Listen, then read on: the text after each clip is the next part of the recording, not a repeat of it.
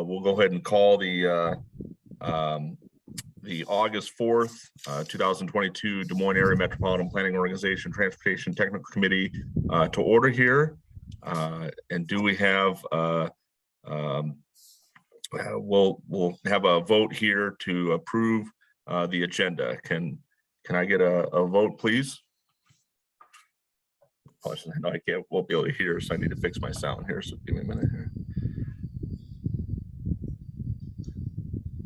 There you go.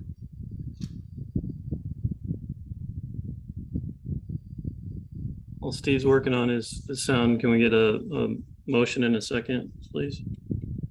Mr. Rudy, I'll move to approve the agenda. Thanks, Rudy. And I did switch my sound settings here. Sorry. Seems like for some reason when I take my laptop to a different conference room, it changes settings on me. So I apologize. We got a motion from Rudy. Do I have a second, please?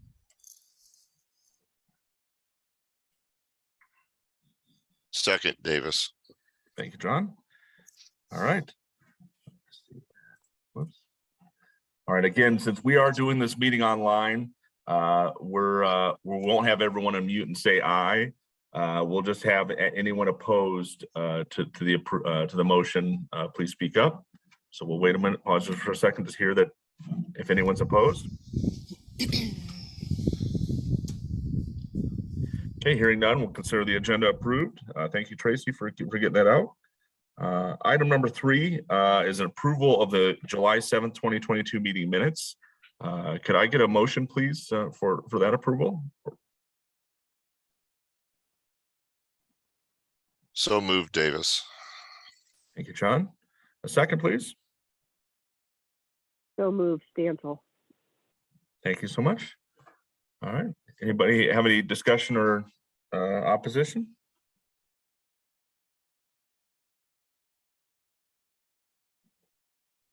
Okay, hearing none, we'll consider the meeting minutes approved. Next, we have item 4, and that is I'm going to turn that over to Dylan here for an Iowa DOT presentation. Yes, we have Andy Lunan with us as usual. Once a year, we ask the DOT to provide us an overview of the projects that they're planning to do over the next couple of years within the metro area. So Andy's here to do that, and I'll turn it over to him. Thanks, Dylan. I'm going to bring up a screen here and talk about the larger projects in the metro area. You know, we have a lot of smaller stuff going on that I didn't think I'd put you guys through hearing about all of our. You guys seeing that now or no? Yeah, we can see it. I see it. Yep. Okay, perfect. Great. So again, my name is Andy Lunan. I'm a District 1 planner. Cover the Des Moines MPO, CERCPA, Region 6 out of Marshalltown, the Ames MPO, and then also Region 5 up out of Fort Dodge area. So kind of act as a liaison to those organizations, just like I do with you guys. And we're District 1, 12 counties in central Iowa. Here in Polk County, we have our resident construction office and 4 maintenance garages to help, you know, get maintenance taken care of on those all the roadways down there in the metro area. We have a couple changes here with our District 1 engineering staff. You guys know Tony Gustafson has taken over for Scott Dockstetter. Allison Smythe took over Tony's old job. And we have Scott Nixon as our construction engineer. We hired a new created a TISMO engineer, which is working on operations and systems management out there, Ben Hucker. He was formerly the Des Moines resident construction engineer. Then we added Frank Long as the Grimes construction engineer. He handles, manages all the construction there in the metro area. Frank came from our bridge department and prior to that with Texas DOT out of Houston. So he's been around a lot of big projects, which is really good for us. And we added Mike Lardizin as our materials engineer because Greg Durbin retired. Just hit our goals real quick before I go into the projects, but safety, stewardship, and operations, they're really our 3 main goals here. We want to keep our employees safe, traveling public, obviously, and work on trying to keep distracted drivers from being distracted. Stewardship, all the roadways there, we're trying to maintain and keep those in good working order. Balance on, having to make sure they all are. So sometimes it seems like we're a little thin in areas, but we have kind of a system that we work on those maintenance opportunities. And the operations, that includes intersections that we work with the locals on and trying to get, signal enhancements or turning lanes and things like that. New interchanges or redoing interchanges. We'll talk about a couple of those later, and then bottlenecks and resiliency of the system. The ongoing projects, we only have a couple that are the larger ones that are continuing this year. We have US 69 between Ankeny and 3580 that's ongoing. This project is probably going to be about a 3-year project. I doubt it's going to get completed this year, but in this picture here, we're looking south, and you can see the wide dirt there. That's the area that we're going to be building most of the new lanes, and then while we're driving traffic on the old lanes, plus a little temporary pavement. So the folks that are driving there, we appreciate the putting up with this during construction. I know it's probably been a bear cat for some folks up there. And we're adding a new southbound bridge over the Raccoon River, and that includes pedestrian accommodations as well. Worked with the communities to make sure that was something that we wanted to add, and I think that was a good addition to this area. Looks like maybe Polk County and the city are working on connecting the trail up to that head bridge when it's completed. So those are the projects that are ongoing, the larger ones, like I said, and this is just a map of our 5-year program, online map. And as you can see, there's a lot of dots and lines going on there, but we have lots of projects I'll talk about. But the 235 work, I talked about some smaller ones. That's probably patching, some surface repair, and I know we're doing some median guardrail upgrades in there because it was not holding up to the elements very well. So next year we start on the I-35, 80, 235 systems interchange in the northeast part of town. This project, almost a $70 million project, will basically get rid of the Minneapolis left off ramp and improve the eastbound to southbound 235 ramps, while also realigning the Ankeny ramp or the 80 westbound to 35 northbound ramp. We've been working on this project for a long time and trying to make sure that we get it in our program, because we're all knowing that something out there needs to be done. So this should start next year, and a lot of this work can be done off traffic. We'll build the bridge first and then do a bunch of grading and then pave in the years to follow.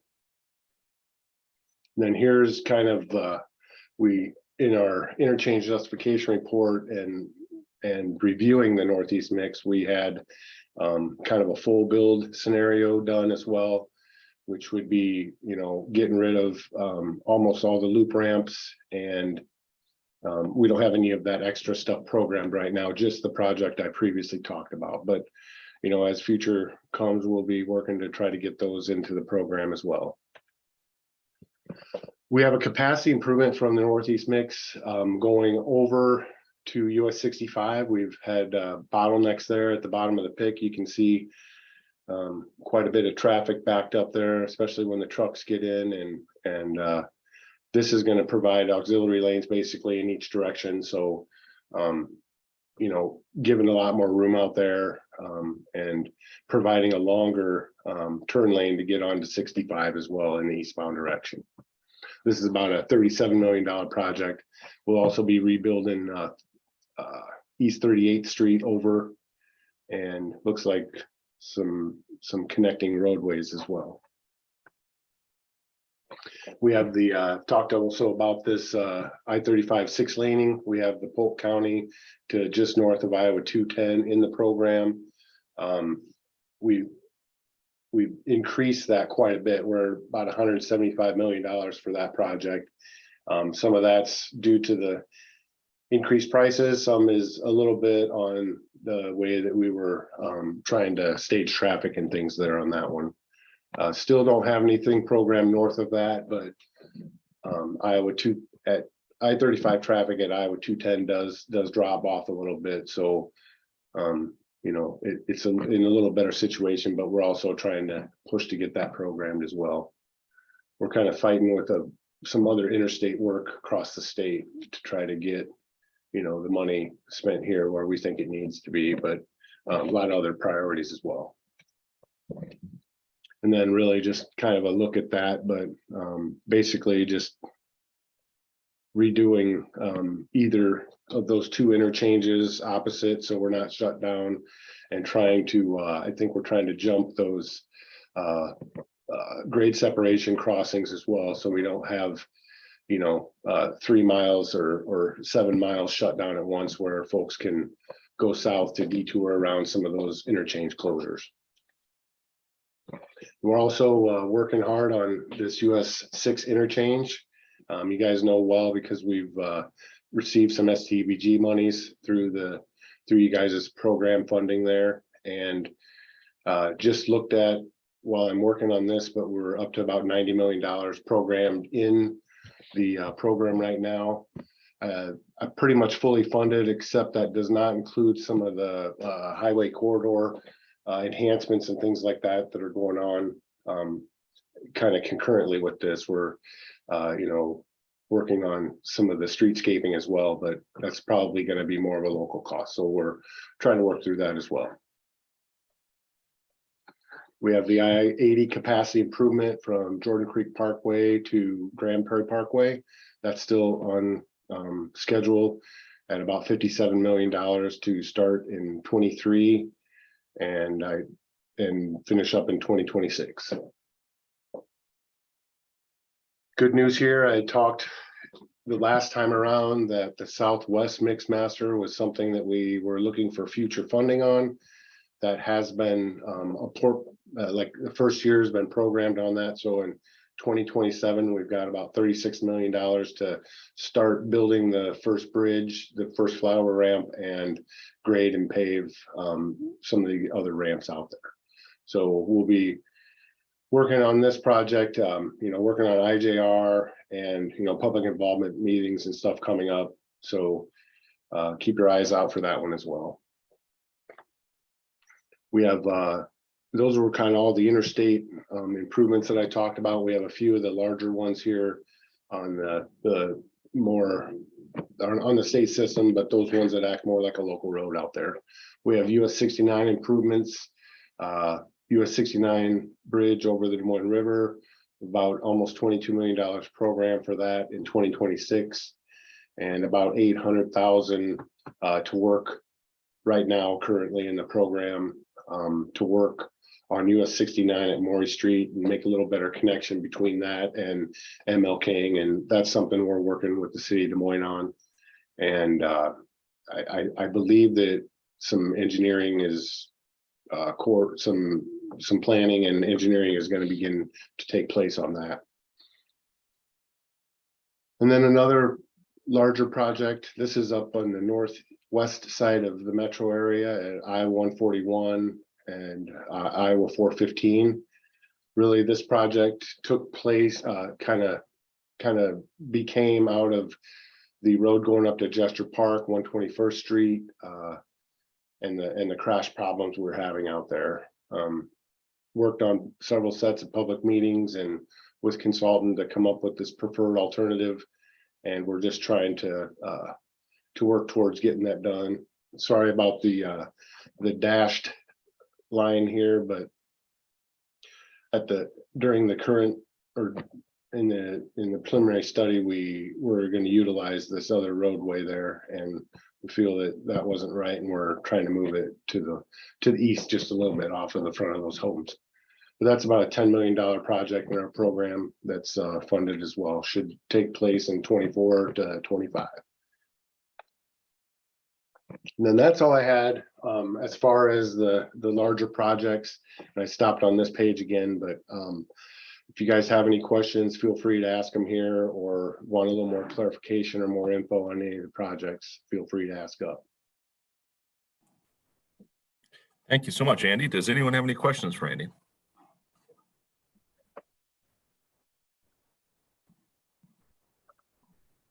All right, hearing none. Thank you so much, Andy. We appreciate you doing this. You're welcome. Thank you. So, all right.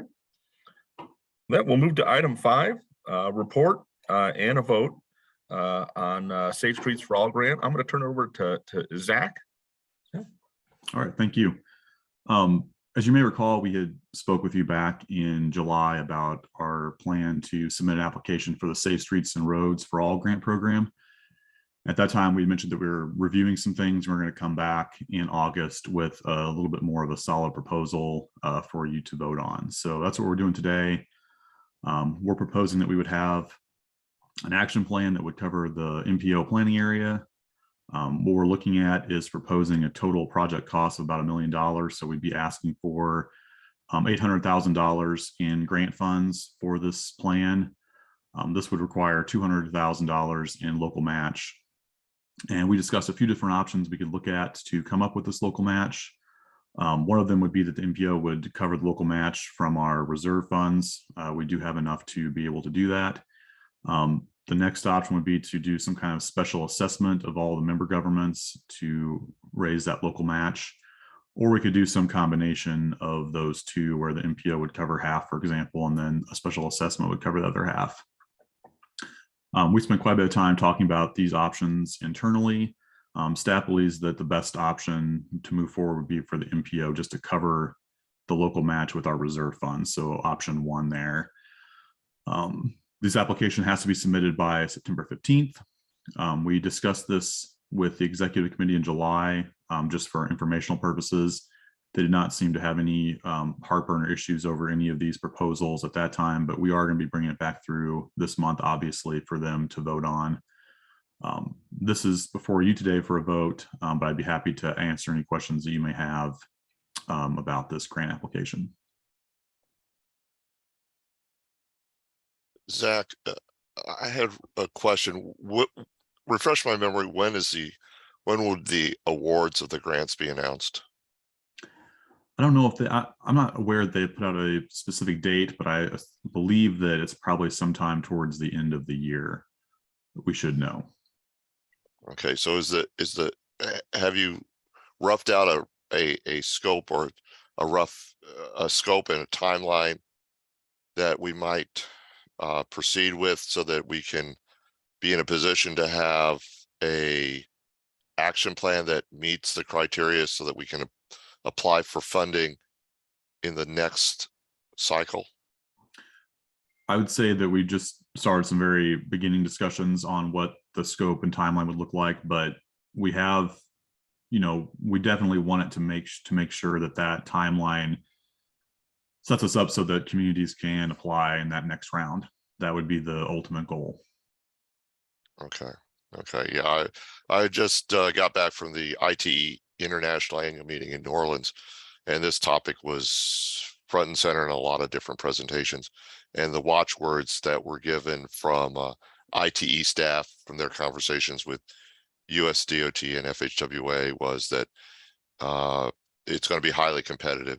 So Yeah. you really need to have your, so to speak, ducks in order when you submit applications, whether it be for the action plans or development or the implementation grants. Okay, that's good to know. Thank you.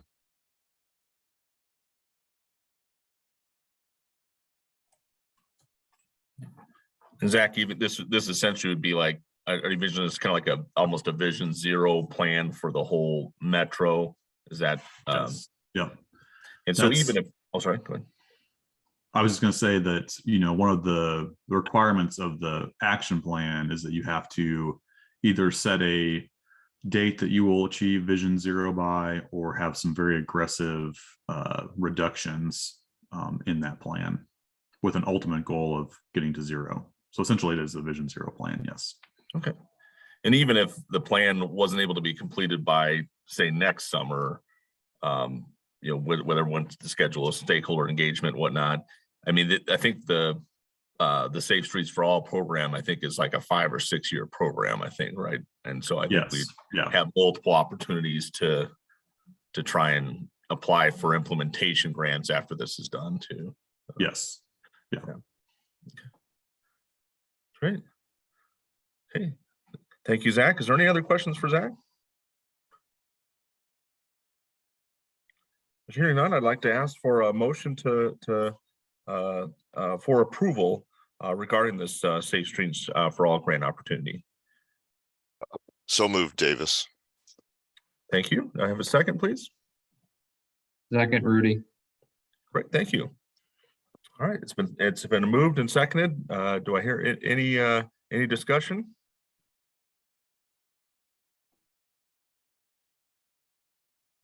Is anyone opposed? Okay, hearing none, we'll consider that item 5 approved. Thank you so much, Zach. And actually, Zach, we're going to stay with you here. We got a report on the Iowa Clean Air Attainment Program pre-applications. Zach? Yes, thank you. Just want to give you a quick update on the applications that we received in this round of ICAP funding. We got one from Altoona for its ITS master plan. We got a couple from DART. One was for their Route 17 extension to Bondurant. And then the second one was for an outreach and education campaign. Urbandale submitted for their 100th Street signal coordination. And then finally West Des Moines for their traffic system vehicle detection improvement. So these are the 5 applications we got. The process moving forward is that we will bring these back to the committees in September to vote on and approve. And once we've approved them, we will submit the signed resolutions onto the project sponsors so that they can get their applications submitted by the October 1st deadline. So just want to make you aware of the applications that were submitted. If any of you were intending to submit an application and it did not make on this list, please reach out to me and let me know, and we can make sure to get that corrected. Be happy to take any questions. Thank you, Zach. Any questions for Zach? All right, thank you. Hearing none, we'll move to item 7. We're going to turn over to Allison. Allison, a report on the EV workshop series development and survey. Allison. Thank you.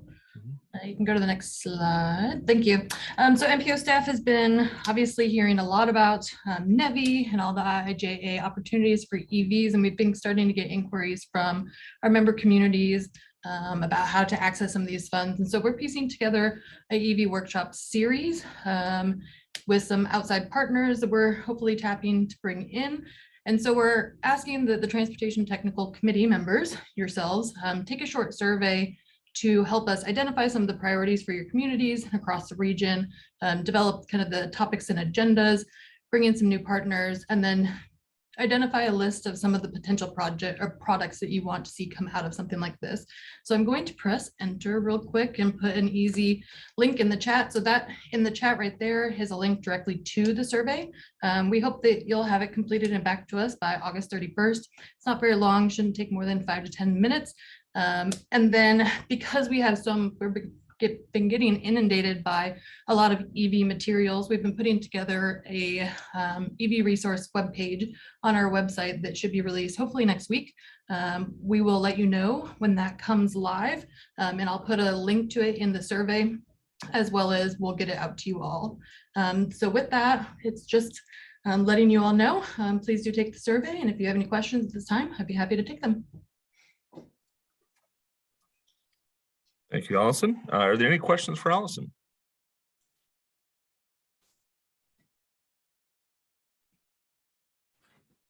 Okay, thank you, everyone. Again, please take a look at noted in the chat there, the link that Allison provided, and if you could get that filled out by August 31st, we appreciate it. Thank you. Item 8, we're going to turn over to Gunnar. Gunnar, a report on upcoming events. Thank you. Several events to make you aware of if you're not aware of them already, starting with the 22 Passenger Transportation Summit. That's coming up next week on the 11th. There's going to be a wide range of panelists with human service agencies, transit agencies, etc. That's local in Ankeny. And we have the IA stakeholder convening and funding update also coming up next week in the Quad Cities. And as always, we'll get links to all these items to you in an email following our meeting. Also, there's an innovation exchange about a process of doing cold in-place recycling of asphalt. That's coming up next week as well. The iStorm conference is going to be next month, also up in Ankeny. And I want to note there's a special program as part of that larger conference called iSwell. And this is geared at your local elected officials. And it's a real tight program where they condense a lot of information into a 90-minute program. That's September 15th. Also draw your attention to the 2022 Iowa Water Conference, again in September over in Dubuque. And would also draw your attention to the upcoming APA Iowa Chapter Annual Conference that this year that's going to be in Ottumwa. And lastly, the Growing Sustainable Communities Conference is coming up in October. So again, all these will be sent to you with links in your post-meeting email. And we'll make sure to get that EV survey link in that email as well. That's it from me, unless you have any questions. Gunnar, any questions for Gunnar? All right, thank you so much, Gunnar. And we'll move to item 9, other non-action items of interest to the committee. Hi, this is Andy. Oh, sorry. Go ahead. Here. Oh, I just wanted to say that the DOT Commission goes out 4 times a year on a tour and then a public input meeting. And they will be in the Des Moines metro area October 10th for a tour and then for the public meeting on the 11th. So I think the MPO has talked with them in the past, and it can't hurt to get in front of them and talk. So take a look at that and see if there's opportunity for you guys. Thank you so much, Andy.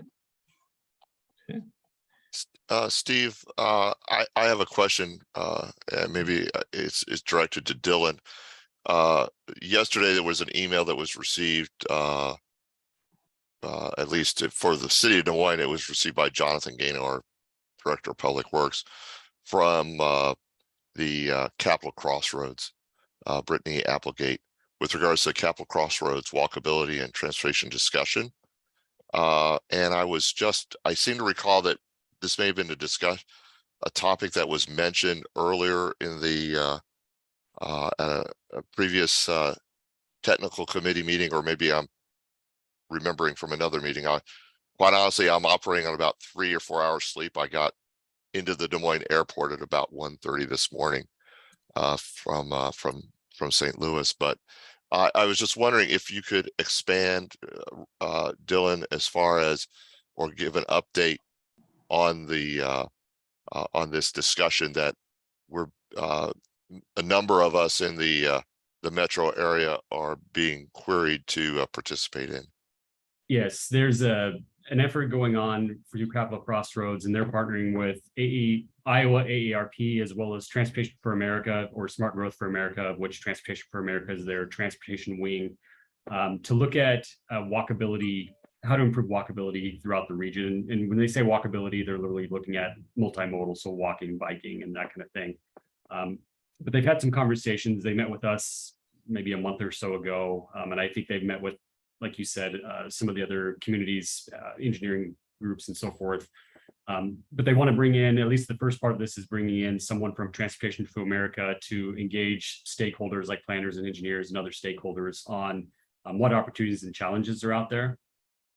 I'm not entirely sure what the end product of this will be, but it really fits in nicely. And one thing when we had the conversation with them was how this fits in with what the MPO has been doing with complete streets and with our long range transportation plan update coming up here in a couple of years, the Safe Streets for All opportunity and all of this. So at least in our conversations with Capital Crossroads and Smart Growth or Transportation for America, it's been looking at a concept of how can they take the plans that are already in existence through the MPO or through the cities and so forth, and they would want to try to be more of a communications angle to that. So reach out to stakeholders in the public and so forth, not to create something new that's going to duplicate anything, but how can they take what we've already done or might be working on and try to enhance that and be that, loudspeaker out to the public, if that makes sense. So that's what we've learned from them so far. And that's, the approach that we've been taking with them. I know Allison and some other folks are on, if who might have also been involved, Aspen, I should say. So if they have anything they want to add, please feel free to do so. But that's the update I have for now. No, I think you covered it well.